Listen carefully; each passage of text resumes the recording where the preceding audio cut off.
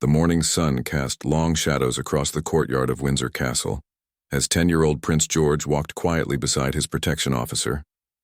Today was different from his usual royal duties. Instead of attending formal ceremonies or educational visits, he had asked his parents if he could spend time observing the daily life of the palace staff. His curiosity about the people who worked tirelessly behind the scenes had grown stronger with each passing month. As they approached the main entrance, George noticed a tall guard standing perfectly still at his post. The man's red uniform was immaculate, his black bearskin hat positioned exactly as protocol demanded. But something in the guard's eyes caught George's attention. Despite the stoic expression required of his position, there was a hint of sadness that even a child could recognize. The guard was James Mitchell, a veteran who had served the royal family for 15 years. His dedication was legendary among his colleagues, never missing a day of duty, always maintaining the highest standards of service. But recently, life had become increasingly difficult for him. His elderly mother had fallen seriously ill, requiring constant care that he struggled to provide while maintaining his demanding schedule at the palace. George stopped walking and studied the guard's face more carefully.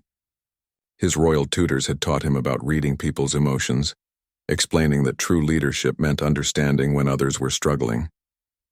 The young prince had always been naturally empathetic, often surprising adults with his thoughtful observations about the world around him. "Excuse me," George said softly, approaching the guard with the respectful manner his parents had instilled in him. "I'm Prince George. I don't think we've been properly introduced." James was startled by the direct approach. Royal protocol typically kept working staff at a respectful distance from family members, especially the children. He had seen the young prince many times but had never expected a personal conversation. Quickly composing himself, he stood even straighter and replied, "Your Royal Highness, I am James Mitchell, part of your family's protection detail." George smiled warmly, a gesture that immediately put James at ease. "It's nice to meet you properly, James. I've noticed you standing here every morning when I walk by. You must start work very early." The simple acknowledgement touched James deeply. In his years of service, he had grown accustomed to being invisible, a necessary presence that protected the royal family while remaining largely unnoticed. To have the young prince not only notice him but take time to speak with him felt remarkably meaningful. "Yes, Your Highness. My shift begins at dawn." "It's an honor to serve your family," James responded, maintaining his professional demeanor despite the unusual warmth of the conversation. George nodded thoughtfully, then asked a question that caught James completely off guard. "Do you have family of your own, James? I know this job must keep you away from home quite a lot." The question struck directly at James's current struggle. His throat tightened slightly as he thought of his mother lying in her hospital bed, waiting for news about her treatment options. The medical bills were mounting and his salary, while decent, was stretched thin between his own expenses and her care costs. "I do, Your Highness. My mother means everything to me," James replied honestly, his voice carrying just a hint of the emotion he was working so hard to contain. George sensed there was more to the story. His natural intuition, combined with his growing understanding of adult responsibilities, told him that James was facing something difficult. The young prince had learned from his parents that leadership sometimes meant asking the right questions and truly listening to the answers. "Is she well?" George asked gently, his concern genuine and evident in his voice. James hesitated for a moment, torn between maintaining professional boundaries and responding to the sincere interest of this remarkable young boy. The kindness in George's eyes encouraged him to share just a little of his burden. "She's been quite ill recently, Your Highness. The doctors are doing everything they can, but it's been a challenging time for our family," James admitted, immediately wondering if he had shared too much personal information. George's expression grew serious, and he was quiet for several seconds as he processed this information. His parents had taught him that with privilege came responsibility, and that responsibility included caring about the well-being of those who served others. At that moment, despite his young age, Prince George began to understand more deeply what it meant to use his position for good. The conversation was interrupted by George's protection officer, who gently reminded him of his scheduled activities. But as they walked away, George turned back to look at James one more time. The guard had returned to his stoic position, but something had changed between them. A connection had been made that would soon lead to an act of kindness that would resonate throughout the entire palace and beyond. That evening at dinner, Prince George sat quietly at the family table, picking at his food while deep in thought. His parents, the Prince and Princess of Wales, noticed their eldest son's unusual contemplative mood. Normally, George would share stories about his day, ask questions about upcoming events, or discuss his studies with enthusiasm. "You seem quite thoughtful tonight." "George," his mother observed gently, setting down her fork to give him her full attention. "Did something happen today that's on your mind?" George looked up at his parents, weighing his words carefully. He had been thinking about James all afternoon, unable to shake the sadness he had seen in the guard's eyes. The young prince understood that his family's position meant they could help people, but he was still learning how to navigate the complexities of using that power appropriately. "I met one of our guards today," George began slowly. "His name is James Mitchell. He's been protecting our family for 15 years, but I'd never really talked to him before." His father nodded encouragingly. The Prince of Wales had always emphasized to his children the importance of recognizing and appreciating the people who work to support their family and their royal duties. "He told me his mother is very sick," George continued, his voice growing more serious. "I could tell he was worried about her. It made me think about how we have so much, and sometimes the people who help us every day might be struggling with problems we don't even know about." The Princess of Wales felt a surge of pride at her son's empathy and awareness. These were exactly the qualities she and her husband hoped to nurture in their children: a genuine concern for others and an understanding of their responsibilities as members of the royal family. "That was very thoughtful of you to take time to talk with him," she said warmly. "It's important that we remember the people who dedicate their lives to serving others." "What would you like to do with this information?" George had been pondering this question all afternoon. He knew his family had resources and connections that could potentially help, but he also understood that there were proper ways to offer assistance without overstepping boundaries or making someone feel uncomfortable. "Could we find out more about his situation?" George asked. "Maybe there's something we could do to help his mother get better treatment or help with the costs. I know we're supposed to be careful about getting involved in personal matters, but this feels different." His parents exchanged a meaningful glance. Their 10-year-old son was demonstrating a mature understanding of both compassion and appropriate action. This was exactly the kind of leadership they hoped he would develop as he grew into his future role. "Let me make some discreet inquiries," his father suggested. "We can learn more about James's situation through proper channels, and then decide on the best way to offer assistance if it's appropriate and welcomed." The next morning, the Prince of Wales spoke quietly with the head of palace security, who had worked closely with James for many years. The conversation revealed the full extent of James's dedication and current struggles. Not only was his mother battling a serious illness that required expensive treatments not fully covered by the National Health Service, but James had been working extra shifts whenever possible to help cover the medical costs. The security chief explained that James had never once complained or requested special consideration. Instead, he had quietly shouldered his burden while maintaining his exemplary service record. Several of his colleagues had noticed his stress but respected his privacy too much to pry into his personal affairs. "He's one of our finest guards," the security chief reported. "Always punctual, always professional, and completely devoted to protecting your family. If anyone deserves support during a difficult time, it's James Mitchell." That afternoon, Prince George found himself walking past James's post again. This time, he approached with a sense of purpose, though he was careful to maintain the respectful demeanor his parents had taught him. "Good afternoon, James," George said with a genuine smile. "How are you today?" James was again surprised by the personal attention from the young prince, but he was beginning to appreciate these brief moments of human connection during his long shifts. "Very well, thank you, Your Highness. I hope you're having a pleasant day," James replied, though George could still detect the underlying worry in his expression. "James, I've been thinking about our conversation yesterday," George said carefully. "I hope it's not too personal to ask, but is there anything that might help make things easier for you and your mother right now?" The directness of the question, combined with the obvious sincerity behind it, caught James off guard. He had spent so many years maintaining professional distance that he wasn't sure how to respond to such genuine concern from someone he was sworn to protect. "Your Highness?" That's very kind of you to ask, James began hesitantly. The truth is, the medical costs have been quite challenging, but we're managing as best we can. I wouldn't want to burden your family with our personal difficulties. George nodded thoughtfully, understanding that James was trying to maintain his dignity while acknowledging the struggle.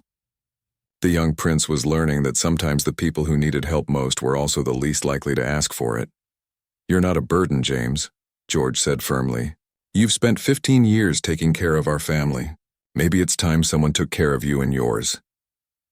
The simple statement, delivered with the wisdom that sometimes emerges from the mouths of children, left James momentarily speechless.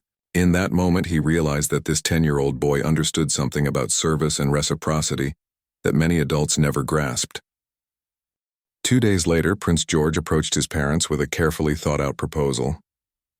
He had spent hours researching his mother's charitable organizations and his father's foundations, trying to understand how the royal family typically helped people in need. His determination impressed his parents, who had watched him wrestle with the problem of how to help James appropriately. I've been thinking about James and his mother, George announced during their morning walk in the palace gardens. I know we have to be careful about how we help people, but I think I have an idea that might work. His mother encouraged him to continue, curious about what solution her young son had developed. What if we arranged for his mother to receive treatment at one of the hospitals that support our charities? George suggested. And maybe we could set up a fund to help other palace staff members when they face similar emergencies. That way, we're not just helping James, but creating something that could help others too. The thoughtfulness of the proposal impressed both parents. George had found a way to address James's immediate need while also considering the broader implications and creating a sustainable solution for future situations. That's a very mature and well-considered idea, his father said proudly. Let me work with our staff to see how we can implement something like this properly. Within a week, the wheels were set in motion. The royal family's connections with leading medical institutions made it possible to arrange for James's mother to receive treatment from specialists who typically had months-long waiting lists. The costs would be covered through a newly established staff welfare fund that the family had quietly created. However, they faced the delicate challenge of presenting this assistance to James in a way that preserved his dignity and didn't make him feel like a charity case. The approach needed to be carefully planned to ensure he would accept the help. The Prince of Wales decided to handle the conversation personally. He found James during a break between shifts, approaching him in the staff area where they could speak privately without the formality of James's official duties. James, I hope you don't mind me taking a moment of your time, the prince began, his tone warm but respectful. I understand you've been facing some challenges with your mother's health, and I wanted to discuss something with you. James immediately stood straighter, uncertain about what might be coming but prepared to listen respectfully to his employer. Your Highness, of course. How may I help you? James responded, though internally he wondered if perhaps he had shared too much personal information with Prince George. Actually, James, we're hoping we might be able to help you, the prince said gently. We've recently established a staff welfare fund to assist our team members during particularly difficult times. Your years of dedicated service have not gone unnoticed, and we'd like to arrange for your mother to receive the best possible medical care. James was stunned into silence. In all his years of service, he had never expected anything like this. His immediate instinct was to politely decline, feeling that accepting such help might somehow compromise his professional relationship with the family. Your Highness, I'm deeply grateful, but I couldn't possibly accept such generosity, James began, his voice tight with emotion. It wouldn't be appropriate for me to accept personal assistance from the family I'm sworn to protect. The prince had anticipated this response and was prepared for James's reluctance. James, in your 15 years of service, have you ever failed in your duty to protect our family? The prince asked. No, sir, I hope not, James replied firmly. Have you ever asked for special favors or considerations? The prince continued. Never, Your Highness, James answered without hesitation. Then please understand that this is not charity, the prince explained patiently. This is recognition of your exceptional service and our investment in ensuring that our most valued team members can continue to serve without the burden of personal crises beyond their control. The careful framing of the Assistance as a recognition of service rather than charity was exactly what James needed to hear. It allowed him to maintain his dignity while accepting help that he desperately needed. Your Highness, James struggled to find words adequate to express his gratitude. I don't know how to thank you and your family properly. You already have, James, through 15 years of unwavering dedication, the prince replied warmly. Prince George specifically wanted me to tell you that he hopes this will help reduce your worries so you can focus on spending quality time with your mother during her recovery. The mention of Prince George's involvement touched James even more deeply.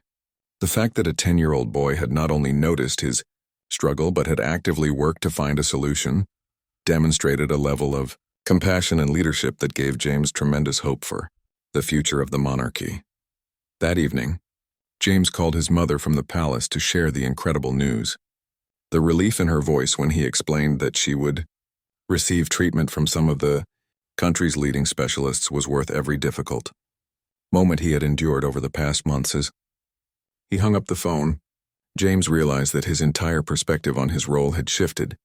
He had always served the royal family with dedication and professionalism, but now he understood that he was part of something larger, a community that genuinely cared about the well-being of its members.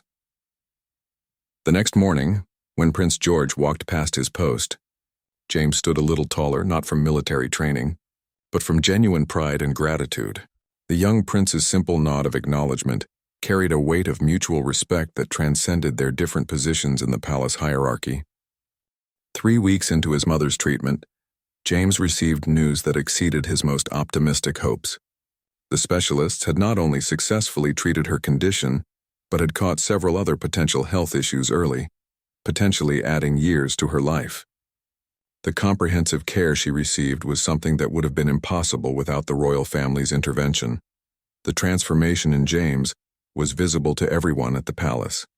His shoulders were no longer burdened with constant worry, and his usual professional demeanor now carried an underlying warmth that his colleagues began to notice. During breaks, he found himself sharing his mother's progress with other staff members, many of whom had their own stories of the royal family's quiet acts of kindness. Prince George made it a point to check on James regularly, though he was careful not to make these conversations feel like formal obligations.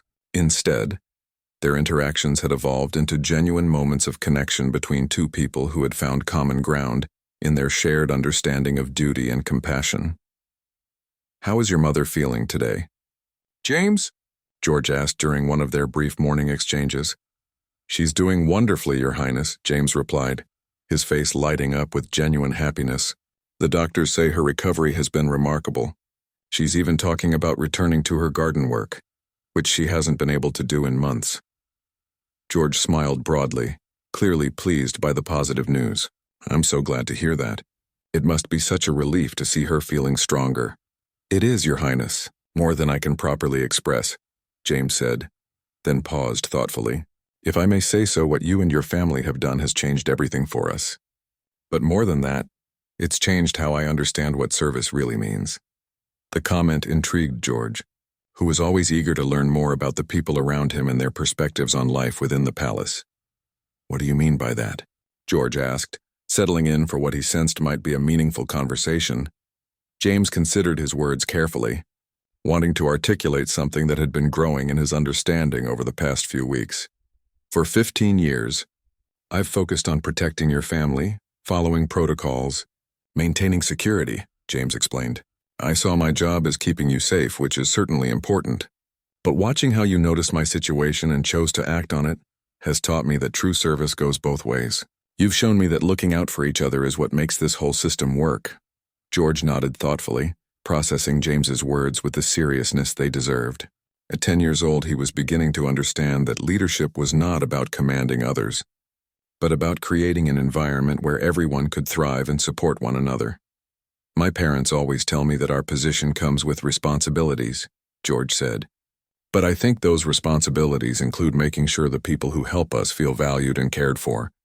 You've been protecting our family for my entire life, James. It only makes sense that we should protect you too when you need it. The wisdom in the young prince's words struck James profoundly. Here was a child who understood reciprocity and mutual respect in a way that many adults in positions of power never grasped. Their conversation was interrupted by an unexpected development. The head of palace security approached them with an urgent expression, carrying an official-looking document. "James, I need to speak with you privately," the security chief said, glancing apologetically at Prince George. "There's been a development regarding your employment status." George felt a sudden worry that perhaps James was in trouble for some reason connected to accepting help from the royal family. The young prince had learned enough about adult complications to know that sometimes good intentions could lead to unexpected problems. "Is everything all right?" George asked, looking between James and the security chief with concern. The security chief smiled, realizing that his serious expression had created unnecessary alarm. "Actually, Your Highness, this is very good news. James, you've been selected for a promotion to Senior Protection Officer, with a significant increase in salary and additional benefits. The recommendation came directly from the royal family, citing your exemplary service and your character during personal adversity." James was speechless for the second time in less than a month. Not only had the royal family helped him through his crisis, but they were now advancing his career in recognition of his dedication. "This promotion isn't just about your years of service," the security chief continued. "The feedback specifically mentioned your integrity, your quiet strength during difficult times, and your potential for leadership among our team. You'll be overseeing training for new guards and serving as a mentor for other staff members." Prince George's face broke into a wide grin as he watched James process this unexpected news.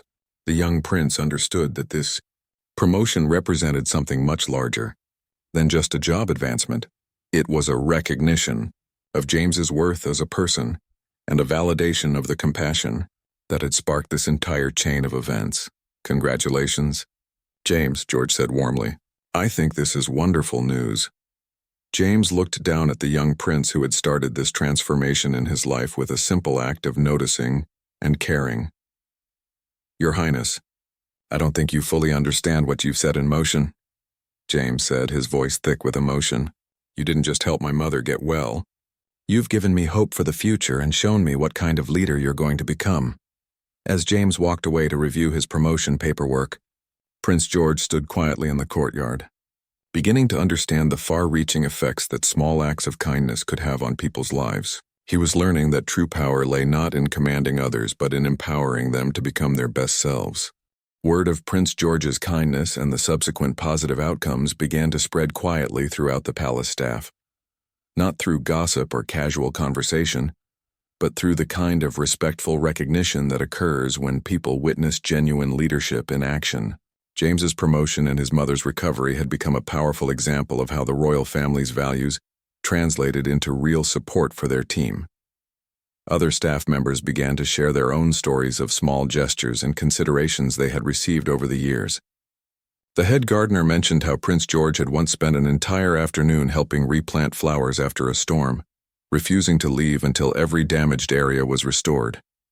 The kitchen staff recalled how he always thanked them personally for special meals and had once insisted on learning to make his favorite dish so he could understand their work better. Margaret Williams, the palace's longest-serving housekeeper, had observed the royal children grow up over many years. She had watched Prince George develop from a curious toddler into a thoughtful young boy, but the recent events had shown her something special about his character that even she hadn't fully recognized. "In 40 years of working here," Margaret confided to her colleague, "I've seen many kind gestures from the royal family. But what Prince George did with James was different. It wasn't just charitable giving or following protocol. It was genuine human connection and problem-solving. That boy saw a problem, cared enough to understand it, and then worked to find a solution that preserved everyone's dignity." The ripple effects of George's actions continued to expand in unexpected ways. James, in his new role as Senior Protection Officer, implemented changes that improved working conditions for all security staff. He instituted regular check-ins with team members, created support systems for those facing personal challenges, and established a mentorship program that paired experienced guards with newcomers. Prince George taught me that leadership means noticing when people are struggling and taking action to help. James explained to his security team during one of their meetings. We protect the royal family, but we also need to protect each other. The culture shift was remarkable. Staff members who had worked in isolation for years began building stronger relationships with one another. The welfare fund that had been created to help James's family became a resource that several other employees accessed during their own difficult times, always with the same careful attention to dignity and respect that had characterized George's original gesture. Meanwhile, Prince George continued his regular interactions with palace staff, but now with a deeper understanding of his role and its potential impact. His parents noticed that he asked more thoughtful questions during their discussions about royal duties and responsibilities. "I've been thinking about something," George said to his father during one of their weekly walks. "When I become king someday, I want people to know that their service matters and that we care about them as people, not just as employees." His father smiled, recognizing the maturity in his son's thinking. What would that look like in practice, do you think? George had clearly given this considerable thought. Maybe we could make the staff welfare fund permanent and expand it, and perhaps we could create programs where staff members can develop their skills and advance their careers like what happened with James. People should be able to grow and improve their lives while they're serving the country. The Prince of Wales was impressed by his son's vision of service that empowered others rather than simply commanding their loyalty. This was exactly the kind of leadership philosophy he hoped his children would develop. "Those are excellent ideas, George," his father responded. "Leadership is about creating opportunities for others to succeed and feel valued. You're learning that lesson much earlier than many people in positions of power." A month after James's promotion, an unexpected event occurred that would test the strength of the relationships that had been built. During a routine security drill, James noticed something that the other guards had missed: a potential vulnerability in the palace's perimeter security that could have been exploited by someone with malicious intentions. His decision to speak up about the issue, despite it potentially reflecting poorly on the existing security protocols, demonstrated the confidence and integrity that his promotion had fostered. The previous James might have hesitated to challenge established procedures, but his new understanding of leadership encouraged him to prioritize the royal family's safety over any personal concerns about rocking the boat. The security review that followed James's observation led to significant improvements in the palace's protection systems. His willingness to identify and address potential problems, rather than simply following existing protocols, showed exactly why he had been chosen for advancement. When Prince George learned about James's discovery, he sought him out for what had become their regular conversations. "I heard you found something important during the security review," George said. "That must have been a difficult decision, pointing out problems with the current system." James nodded thoughtfully. "It was, Your Highness, but you taught me something important about speaking up when you notice problems. If you hadn't taken the time to see that I was struggling and then acted to help, I might never have learned that lesson." "I think you always had that integrity, James," George replied. "Maybe you just needed to feel confident that your voice would be heard and valued." The conversation highlighted how George's initial act of kindness had created a cycle of positive change that continued to expand throughout the palace community. By investing in James's well-being, the royal family had strengthened their own security and created a model for the kind of leadership that builds loyalty through genuine care, rather than mere authority. 6 months after the initial encounter between Prince George and James, an unexpected situation arose that would test everyone's character and the strength of the relationships that had been built. A prominent newspaper received an anonymous tip about the royal family's assistance to palace staff members, including details about James's mother's medical treatment and his subsequent promotion. The story, when it was published, was generally positive, praising the royal family for their care toward their employees. However, it also included details that James had never intended to become public knowledge. Suddenly, his personal struggles and the family's private act of kindness were being discussed in newspapers and social media across the country. James was devastated. The publicity felt like a betrayal of the trust and dignity that the royal family had worked so carefully to preserve. He had never wanted to be seen as someone who had received special treatment, and now his private life was being analyzed by strangers who knew nothing about his years of dedicated service. The morning after the story was published, James stood at his usual post, but his demeanor had changed dramatically. The confidence and warmth that had grown over the past months had been replaced by visible distress. He felt exposed and worried that his relationship with the royal family had been irreparably damaged by the unwanted publicity. Prince George noticed the change immediately when he walked past James's position. The guard's shoulders were tense, his expression was troubled, and he avoided making eye contact in a way that was completely unlike their recent interactions. "Good morning, James," George said gently, stopping at his usual spot for their daily conversation. "Good morning, Your Highness," James replied stiffly, maintaining the formal distance that had characterized their relationship before their friendship had developed. George could sense that something was seriously wrong, and he suspected it was connected to the newspaper story his parents had discussed at breakfast that morning. "James, are you all right?" George asked with genuine concern. "You seem upset about something." James struggled with how to respond. His instinct was to maintain professional boundaries and not burden the young prince with his personal distress, but their relationship had evolved beyond such formal constraints. "Your Highness, I'm deeply sorry about the newspaper story," James said quietly. "I never intended for our private matters to become public. I'm concerned that I've somehow damaged the family's reputation or made you uncomfortable by accepting your help." George was surprised by James's assumption that he or his family would be upset about the positive publicity. The young prince's perspective on the situation was completely different from James's fears. "James, why would you think we're upset?" George asked, genuinely puzzled. "The story talks about how we care about the people who work for us. That's not something we're ashamed of. It's something we're proud of. But, Your Highness, it reveals private information about your family's charitable acts," James explained. "It makes it seem like I took advantage of your kindness, or that I somehow courted this attention." George considered James's concerns carefully, beginning to understand why the publicity had been so distressing for someone who valued privacy and dignity as much as James did. "James, do you remember what you told me about learning what service really means?" George asked. "You said that looking out for each other is what makes the whole system work." "That's exactly what the newspaper story shows, that we practice what we believe."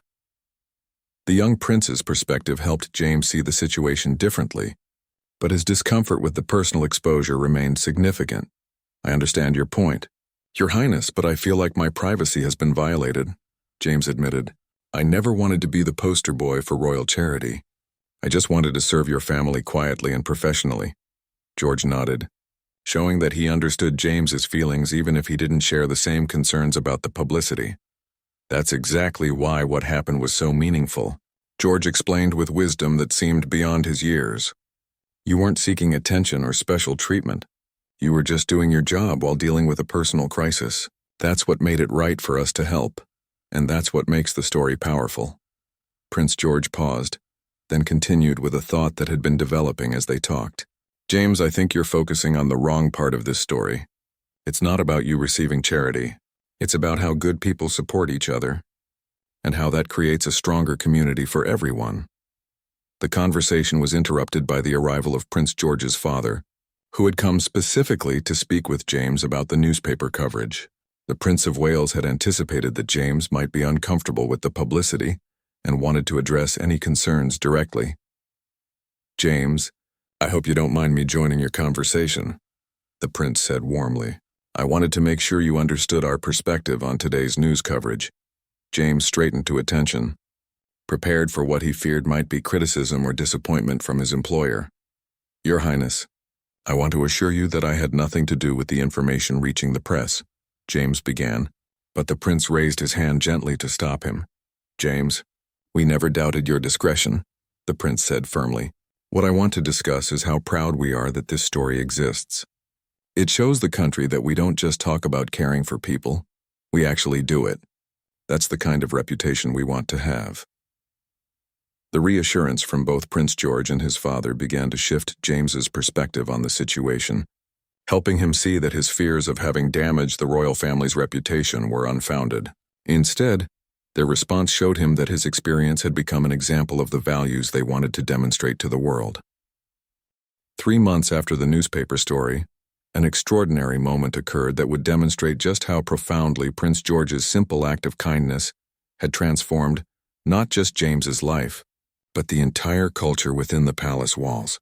During a formal ceremony where several staff members were being recognized for their years of service, James was called forward to receive a special commendation for excellence in leadership and community building. As James approached the podium where Prince George's father stood ready to present the award, something unprecedented happened. Without any prompting or protocol requirement, Prince George stepped forward and began to applaud. His action triggered a response that had never occurred during such a formal ceremony. Every person in the room, from senior royal officials to junior staff members, rose to their feet in a spontaneous standing ovation. The applause continued for nearly 2 minutes, becoming more than just recognition for James's service. It was an acknowledgement of the transformation that had occurred throughout the palace community, sparked by a 10-year-old prince's decision to notice someone's struggle and take action to help. James stood in the center of this overwhelming display of respect and affection, finally understanding that his story had become something much larger than his personal experience. He represented the possibility of positive change, the power of genuine leadership, and the strength that comes from a community that truly cares for its members. When the applause finally subsided, Prince George's father spoke to the assembled group with unusual emotion in his voice. Today we honor James Mitchell, not just for his 15 years of protecting our family, but for showing all of us what it means to serve with dignity, integrity, and grace under pressure, the prince said. But I want to share something else with you. The recognition James is receiving today began with my son, Prince George, who took the time to notice when someone was struggling and chose to act with compassion. He turned to look at his son, who stood quietly beside him, still uncomfortable with being the center of attention, but proud of what had been accomplished. Prince George taught us all an important lesson about leadership, his father continued. Real power isn't about commanding others, it's about empowering them. It's about creating an environment where everyone can thrive and where people take care of each other. After the ceremony, James sought out Prince George for what both of them knew would be a significant conversation. The young prince had continued to mature over the past months, and James wanted to express something that had been growing in his understanding of their relationship. Your Highness, I have something important to tell you, James began as they stood together in the palace garden, away from the formal atmosphere of the ceremony. George listened attentively, sensing that James had something meaningful to share. When we first talked 9 months ago, I thought you were just a kind child who noticed that I was sad, James said thoughtfully. But now I understand that what happened was much more significant. You didn't just help me through a difficult time, you showed me what real leadership looks like. George was quiet for a moment, processing James's words with the seriousness they deserved. You've taught me something important too, James, George replied. I learned that when you help someone, you're not just solving their immediate problem. You're giving them the confidence and strength to help others, what you've done with the other security staff, and how you've changed the whole atmosphere here. That's what real change looks like. James nodded, recognizing the truth in the young prince's observation. His own transformation had indeed rippled outward, affecting dozens of other staff members who had benefited from the improved working relationships and support systems he had helped create. Your Highness, I want you to know that serving your family has always been an honor, James said, but now it's something more than that. It's being part of something that actually makes people's lives better. The conversation was interrupted by an unexpected announcement from James that surprised even himself as he said it. Your Highness, I've decided to resign from my position as Senior Protection Officer, James said quietly. George's face showed immediate concern and confusion. After everything that had happened, after all the positive changes and the recognition James had received, his decision to leave seemed incomprehensible. James, why? George asked, his voice revealing his worry that perhaps something had gone wrong despite all the positive developments. James smiled, understanding the prince's concern, and appreciating that his first instinct was to worry about James's well-being, rather than the inconvenience his departure might cause. Not because I'm unhappy, Your Highness, James quickly explained, because I'm ready for something new. The confidence and leadership skills I've developed here have prepared me for a different kind of service. I've been accepted into a program that trains community outreach, coordinators for veterans organizations. George's expression shifted from concern to understanding. And pride as James continued, I want to help other people the way your family helped me, James explained. I want to work with veterans who are struggling with personal challenges, helping them access resources and support systems. Everything I learned from our experience about dignity, about asking for help, about creating communities that care for each other, I want to use that to serve others. Prince George stood quietly for several moments, processing the full circle that James's journey had taken. The man who had been helped was now choosing to dedicate his life to helping others, carrying forward the values and lessons that had emerged from their unlikely friendship. James, that's the most wonderful news, George said finally, his voice filled with genuine happiness. You're not just continuing to serve, you're multiplying the impact of everything that happened here. As they shook hands goodbye, both Prince George and James understood that their story had become something larger than either of them had imagined. It had become a testament to the power of noticing, caring, and acting with compassion, and to the extraordinary changes that can result when someone with the ability to help chooses to use that power not for personal gain, but to lift others up.